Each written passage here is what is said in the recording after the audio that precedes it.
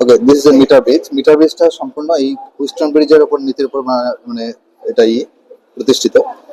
Metre ব্রিজের, Wheatstone ব্রিজের আমরা যেটা জানি, হুইস্টন ব্রিজের যে কন্ডিশনটা জানি, এটা নাল পয়েন্ট, মানে যখন নিষ্পন্দ বিন্দু আসবে তখন কি ছিল, P by Q R by S. That means P Q R S, চারটে আর্মে যদি চারটে রেজিস্ট্যান্স থাকে, তো এই রেজিস্ট্যান্সের রেশিওটা অলওয়েজ সেম হবে অ্যাট নাল পয়েন্টে। যখন গ্যালভানোমিটারের মধ্যে দিয়ে কারেন্টটা জিরো হবে, এদিক দিয়ে কোনো কারেন্ট আসবে না, তখন এই পি আর কিউ আর আর এস এদের এই রেজিস্ট্যান্সের রেশিও ইকুয়াল হবে। দ্যাট মিনস এই এই যে কন্ডিশনটা আমাদের ওবে করবে। এখানে মিটার ব্রিজটা ঠিক এরকম সেম টাইপের মানে ওয়ার্কিং ফাংশন। মিটার ব্রিজে কি হয়, মিটার ব্রিজে দুটো আর্মে দুটো রেজিস্ট্যান্স আছে, পি এন্ড কিউ। আর আরেকটা জায়গায় এই যে গ্যালভানোমিটারের মধ্যে দিয়ে, মিডল পয়েন্ট থেকে গ্যালভানোমিটারের মধ্যে দিয়ে গিয়ে আমি ওয়্যারটাকে টাচ করব, এই ওয়্যারের মধ্যে টাচ করব।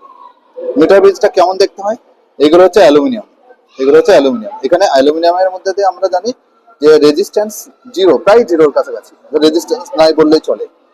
তাহলে কি করতে পারি, তাহলে এর মধ্যে দিয়ে গ্যালভানোমিটারের মধ্যে দিয়ে কারেন্টটা গিয়ে এই যে এইটাকে বলছে জকি, জকি, এই জকিটা যখন টাচ করাবো, এরকম করে টাচ করাতে করাতে যাবো, যে পয়েন্টে দেখবো, জকির যে পয়েন্টে দেখবো আমি গ্যালভানোমিটারের কাঁটাটা জিরো দেখাচ্ছে, দ্যাট মিনস এর মধ্যে দিয়ে কোনো কারেন্ট আসছে না। মানে এই পয়েন্টটা, মানে এই যে কারেন্টটা, এটা এই মাসে।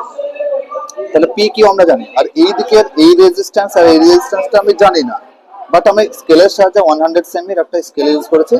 স্কেলের সাহায্যে কি জানি, আমরা একটা ফর্মুলা জানি, R equal to rho into L divided by A. Where rho is the resistivity, রোধাঙ্ক, L is the length of the wire, and A is the cross sectional area, প্রস্থচ্ছেদের ক্ষেত্রফল। এখানে এই যে ওয়্যারটা আছে, এই ওয়্যারের যে A প্রস্থচ্ছেদের ক্ষেত্রফল সেম, আর একই মেটেরিয়াল দিয়ে তৈরি, মানে rho same. That means R versus L, rho আর এ যদি কনস্ট্যান্ট হয়,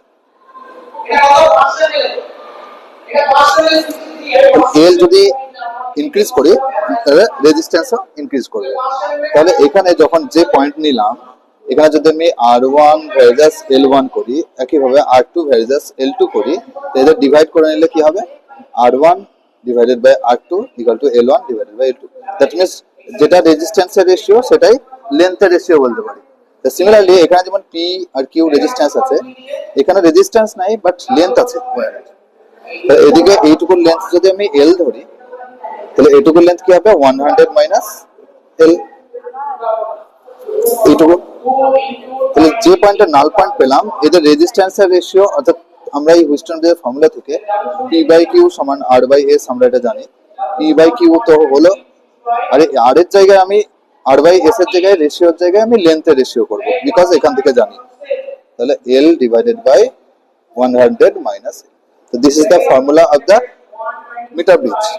আর এখানে পি আর কিউ এর মধ্যে যে কোনো একটা নন রেজিস্ট্যান্স আর একটা আননোন রেজিস্ট্যান্স থাকলে, আর প্র্যাকটিক্যালের মাধ্যমে আমরা আর এলটা পেয়ে দেবো, ক্যালকুলেট করবো, সব ভ্যালু বসিয়ে দিলে আমি আননোন রেজিস্ট্যান্স পেয়ে দেবো।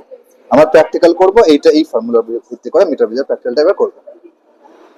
ওকে, মিটার ব্রিজে যেটা বলেছিলাম যে নাল পয়েন্টে কি হবে, রেজিস্ট্যান্স ইকুইভ্যালেন্ট, রেজিস্ট্যান্সের রেশিও গুলো সেম হবে, সেখান থেকে আননোন রেজিস্ট্যান্স বের করবো।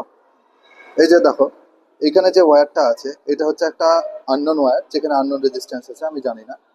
আর এখানে তো রেজিস্ট্যান্স আমি একটা দিয়েছি 0.2 রেজিস্ট্যান্স দিয়েছি, নন রেজিস্ট্যান্স।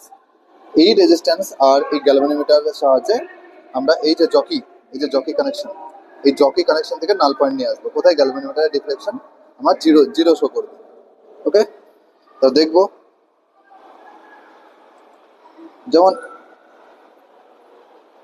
যেমন এখানে আমার জিরো আসছে, গ্যালভানোমিটার শো, এখানে আমার জিরো আসছে, দেখতে পাচ্ছ জিরো আসছে, জিরো নড়ছে না কাটা, এই যে জিরো আসছে, এই যে এখানে জিরো এলো, চলে আসে না।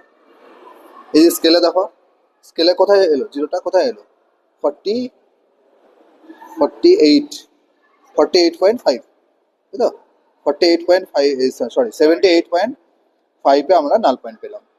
তার মানে এই যে লেন্থটা পেলাম আমরা, এই যে ফর্মুলাটা দেখেছিলাম, এই যে ফর্মুলার এলটা কত পেলাম, 78.5।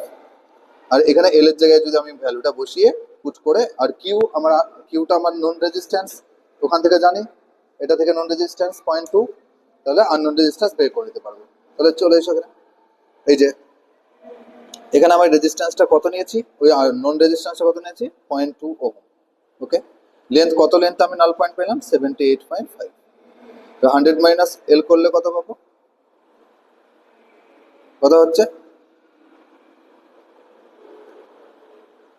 21.5। ওকে, তাহলে আননোন রেজিস্ট্যান্স যেটা আর সেটা কত পাবো, 21.5 ডিভাইডেড বাই 78.5।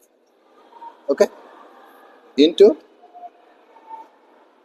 ওকে, ইন্টু এখানে এখানে একটা ওই যে আর রেজিস্ট্যান্সটা ছিল, ইন্টু আরটা কত 0.2। এটা মেজারমেন্ট করে আমি এখানে ভ্যালুটা পেয়ে যাবো।